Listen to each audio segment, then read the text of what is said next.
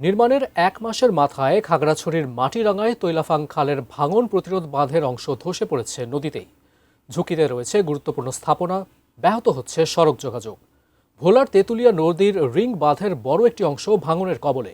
এই বর্ষায় হাজারো পরিবারের দুর্ভোগ দুশ্চিন্তার কথা জানিয়েছেন আমাদের প্রতিনিধিরা।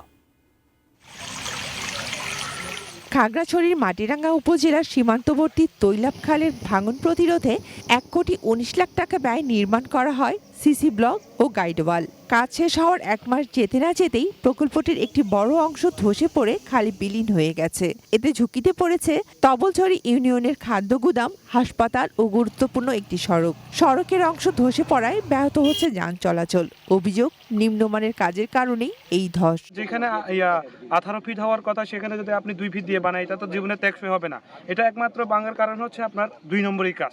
ইঞ্জিনিয়ারের প্ল্যানিং এ ভুল ছিল, যার কারণে এখানে যথাযথভাবে হয়তো ওইভাবে ফলো করা হয় নাই। এই দুর্যোগের কারণে, এই 2 নম্বরই কারণে এখানে যাতায়াত সম্পূর্ণ বন্ধ হয়ে গেছে।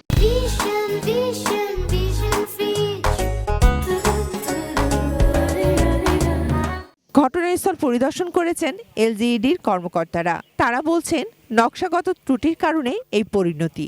যথাযথভাবে কার্যাদেশও অনুসরণ করা হয়নি। আমরা যে টাইপ ডিজাইনটা দেয়া আছে সেটা কোন জায়গা প্রয়োগ করা হবে আর কোন জায়গা প্রয়োগ করা যাবে না, তার যে লিমিটেশন, যে শর্তাবলী দেয়া আছে, এখানে এই জিনিসটা ম্যাচ করে, যার কারণে এই সমস্যাটা হয়েছে।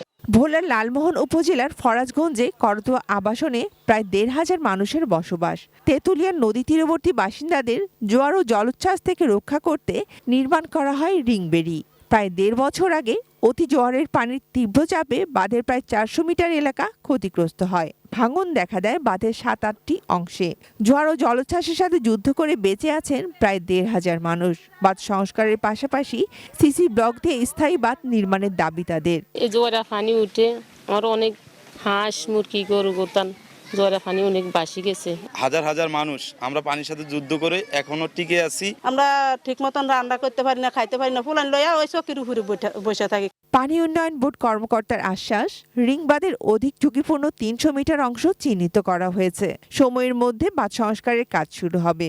অতি শীঘ্রই কাজ শুরু হবে। আর এই অংশটা আসলে বেসিক্যালি যেহেতু আমাদের যে মূল ইম্প্যাক্টমেন্টের বাইরে নদীর সাইডে, আসলে এটাকে আমাদের 22 সালে একবার মেরামত করা হয়েছিল। তো রিসেন্ট যেহেতু কিছু অংশ ভাঙন হয়েছে এবং অনেক বাড়িঘর রয়েছে, আমরা এটা দ্রুত ব্যবস্থা গ্রহণ করব।